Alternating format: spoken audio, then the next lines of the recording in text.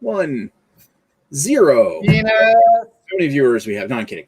Hey there, beer tubers. Welcome back to Maxwell Starr's Beer Reviews tonight with a beer for you. But first, I'm going to introduce a special guest tonight, which is this dolt. I am Robo Low. Take me to your leader. Whatever Robohop says. The beer effect here. Reggie in the corner side here. Anyway, so he was Take me to your leader. like that. What was that? Anyway, so he was. Hold on a second. Yeah, I don't. Yeah, this is totally a professional beer review. It's been so long since I've watched the movie, so I can't really make any good quotes from it. But we are going to do Great Lakes Brewery's Robohop Imperial IPA.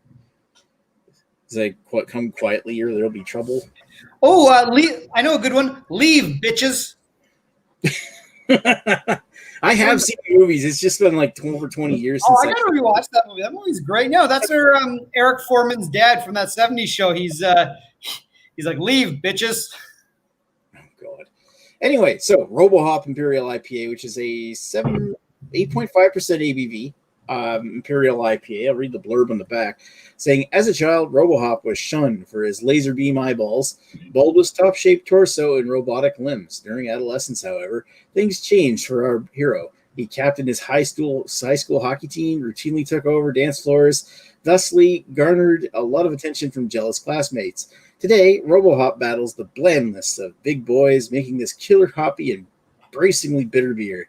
So yeah, this is a long-standing Imperial IPA back from the days of like we're talking like the early 2010s from when I think this came out, back when it was kind of like a nuclear arms race of who can make the most bitter IPA. And does it say what the IBU's on it? I might have to look that up while I let Greg talk. But it's probably something like ridiculous, like a 100 or something like that, because this is kind of the Imperial IPA that was made just to shock your palate. And I guess it's probably totally the best beer I could be drinking 20 minutes before we go live with Beer Analysis 101. Well, while you're doing your chat or you want to look up the IBUs, actually, I'm on the Untapped page. I wonder if there's that information on there. Anyway, I can look it up, Greg. But first of all, I'm going to introduce you. So how are you working? How are you doing tonight, first of all? I'm doing okay. Got my one Rhino shirt, who's very proud to just be standing there waiting for the next beer. Yeah, I'm sure that Rhino's going to go to the rest. So. See, he's trying to climb over the other rhino. See, that's just rude. You know what? You can't just climb a rhino like that. Like, we learned that from Chad's Beer Fest. Don't try to climb the rhino. Yeah, I was bang on with the guess. It's 100 IBUs. There you go, Nick. There you go. Look at you, just banging on about things. I'm not completely useless. So 8.5% ABV, 100 IBUs. I have no idea what they hop this thing with. That's another thing I guess you can look up. Hey, we got comments here. We got Beer Show MD's in the chat. Hey, buddy. Oh, Beer Show MD. Yeah, I'd buy that for $1. That's a good quote too. Yeah, there's a lot of good quotes. It's actually a fantastic movie that's aged very well. Nothing else in the RoboCop franchise has, either the movies or TV show or anything, but the first one's an original. It's a classic. Very gory, very nice. So I will say, I don't think this is as far back as 2010, because I was already into beer when they first introduced this. So I'm going to say this first released in 2013. My first check-in is November 1st, 2014, the infamous night of 500 beers. That's the night you started actually doing Untapped. Yeah, that's when Untapped had to call the cops because I was an extreme alcoholic and that I was literally going to set the place on fire with my blood. So here's a little trick I learned a while ago. If you go to the Great Lakes Brewery on Untapped, for example, you can do this with any brewery. You go to Great Lakes Brewery's page, you can go for their list of top beers. You can see all the beers they make, which, of course, Great Lakes Brewery, they make a shit ton of them. If you scroll down through the list, though, you can see the date that it was added to Untapped. And you can see Robohop was released around the end of April of 2011. So I think that's probably... I find that hard to believe because I don't think I was into beer back then. But. Yeah, well, just because it was before you got into beer doesn't mean beer didn't exist before that. Well, no, I just remember the first release of it, so that's what I'm going by. But whatever. Either way, we got some more information here. That's pretty cool. So we might as well crack it open, and I'll pour it into my Zed stem that was given to me by our favorite Yort, favorite buddy Yort. Oh, good old Yort. Oh, I guess I should have the beer. Yeah, you should probably pour the beer. Oh, my lovely wife's making a cameo appearance to go walk the dog because he's being an asshole. Oh, Agnes is here? What are you going to go do? Hi, Agnes. Walked in the background, Nick, but you missed it, and then you'll never see the back of her head again. Oh, well, I've seen the back of her head before. What a big deal. Wow. Yeah, that's it's slightly hazy, but it's for the most part, like compared to what you would think of hazy today, it's not hazy at all. I can still somewhat see through that, which is, you know, par for the course for a nice unfiltered IPA from back then, way back when. This is rather old school looking. It's got a nice color to it, where it's got that bready yellow, not quite straw yellow, but it was like hinting towards a little bit more like amber and orange amber in the middle. Looks nice. What you say, Greg? Sorry, I'm just watching my wife try to catch my dog. It's quite funny.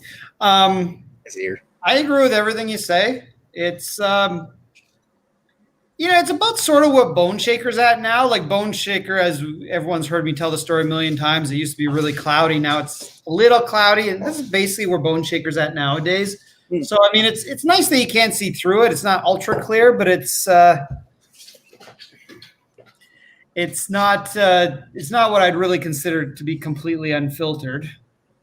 I think it's unfiltered with a purpose. Now, I'll just interject this. I'd like to say there is a New England style IPA of this, and it's a little more hazy as one would expect. And that's actually what they made for the last few years, and then they released this again during COVID. How nice.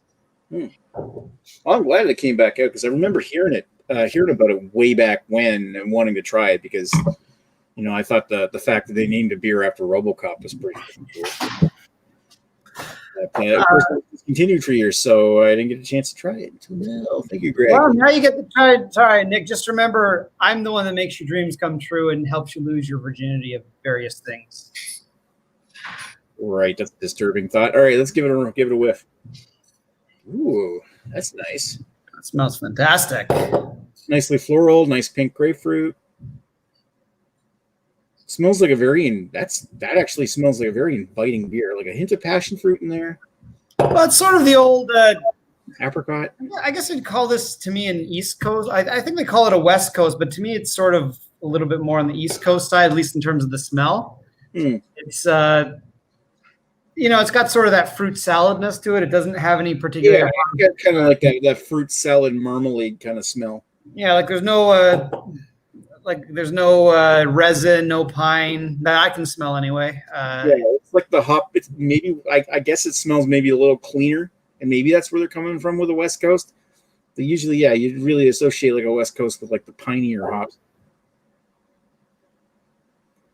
I mean, West Coast, the seas, right? Columbus, Citra. Well, not Citra. Cascade. That's what I'm thinking of. Yeah, I don't know.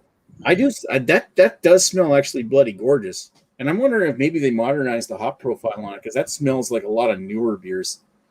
I would suspect they've changed it over. In fact, I'm fairly certain they've changed it over the years. As you'll probably find out in the taste, it is a strong beer, but it used to, at least to my palate, used to be a lot stronger. I'm pretty sure whatever they did to it, they've kind of tamed it a little bit more. All right, well, let's put it down the hatch. Yep. Cheers, sir. Cheers, mofo. Oh yeah. Oh yeah. That's where the West Coast comes in. Oh man, that's a trip down memory lane. This reminds me of like the old great, really bitter beers. Like remember like Flying Monkey Super Collider? Mm-hmm. Yeah, no, this is a very solid beer. Now I will say this is one that, now this one's about 2 months old. You've got the same can I do or same batch I do. Yeah. It is harsher when you first get a fresh can. I actually think this beer ages nicely. You give it about a month of age, I think it just kind of opens up a little bit. Like even now compared to the last one I had, like since I knew I was going to eventually do this with you, I've saved this can for about a month. Last one I had about a month ago, much harsher than this. This one, the flavors opened up a lot more. Yeah, flavors open up a lot more. It's very smooth now. Yeah, well, it tastes more like what I smell. With a fresher one, the smell, pardon me, is almost the same, but the taste is not. The taste is very closed. It's really kind of more resiny, more West Coast. I actually get quite a bit of booziness from it, but I don't know if it's actually booze or if it's just another taste that I associate with the booze taste. But thankfully, I'm not getting that now because booze. I'm getting what I am getting is this is intensely bitter. All the hop, all the smells that we had coming into the taste. You get like the passion fruit, the pink grapefruit, the slightly floral hop notes. You get the but the biggest thing I get is this big punch in the mouth with bitterness and nice gentle lingering resin. Not cloying, not off-putting, not like gross or anything. But a very smooth drinking experience, and that does not feel like it's 8.5. Maybe a little bit warming coming up the back of the throat. It is a bit warning. Like I wouldn't confuse this for a 5 or a 6% beer. Like if you gave this to me blind, I think I would at least guess it was 7. I kind of get where maybe it's a little on the clean side, but it's kind of sweet at the same time. It's almost like a mix of West and East Coast. Like I'm getting quite a bit more malt than I would expect to get from the West Coast IPA. What's the thing is you say it's bitter, but I don't pick up the bitterness because I think it is quite well balanced with an awful lot of malt in it. Like as I feel probably a good double IPA should be. Yeah, each their own. I find it's really tasty. That's actually quite superb. I wasn't. I was expecting it to taste maybe quite a little bit more dated than that, but at the same time, it comes off rather quite well, I think. One of these days, I'm going to see if I can get you an ultra fresh can of this, and I just want you to experience the difference. Yeah, it might be a good idea at some point. I'm sure you'll be back to Great Lakes Brewing again at some point. All right, it just depends when they release this again. I'll always buy a few of these when they release a batch. They're always solid. The New England style one is arguably, I might say it's better, but they're both pretty good and they're not that dissimilar. So it's kind of a little bit like splitting hairs. But yeah, no, this one's always been good. Fine, but I find so many GLB beers are released before they're ready, especially with their New England style IPAs, but this one as well. Like I really feel they should hold this back a month before they release it, but maybe some people like it ultra fresh. Something they wouldn't do with an IPA because of how sensitive IPAs can be, and they'd probably like blanket everything under. They release it like slightly hot, and then the stock sits on the shelf for a while. Well, that might be the case because of COVID, they're selling this stuff. Like, I mean, they sold out of this in a day or two. I forgot about Karma Citra release tonight, and they sold it. I remember 20 minutes after release, it was already sold out, the whole batch. So it's like, oh, I guess I don't get it this time. They're selling stuff so damn fast now. But back in the day, I mean, yeah, this would release, and unless it was a really small batch, it may very well. I mean, first of all, they've done LCBO releases, so that tells you how many they made. And some of those may sit on the shelf for months. So you're right. You know, I might walk into an LCBO, buy this, and it's 3 months old, and it's perfect to drink. Yeah, exactly. The only thing I got to say that's negative about this, I'm kind of getting this weird aftertaste, like a slightly goopy, kind of briny little taste, and it's lingering in the back of the throat after the resin has faded away. But that's really not much because the most impressive thing I find about this beer, and maybe it's just me, is the fact that I'm getting this big, heavy punch of like marmalade hops that really trigger an emotional response. It's nostalgia. This reminds me of a lot of those IPAs I used to drink back in like 2011, 2012 that were kind of like cutting teeth of the intensely hop, like that, the whole make the more bitter beer arms race that we used to have. And this really, even if they updated the hop profile, it still really reminds me of beers of that era. Right. It's taking me right back. Well, really enjoying another one not quite as strong that reminds me of that is Headstock IPA, and of course stuff like 10 bitter years, like because that stuff has changed, but it hasn't changed dramatically. Like it's all stuff that's very, like you say, it's nostalgic, and it's frankly I like it better. I'm not the biggest fan of New England style IPAs. I think they have their place. Bone shaker, but I gotta say this is more like Headstock. Yeah.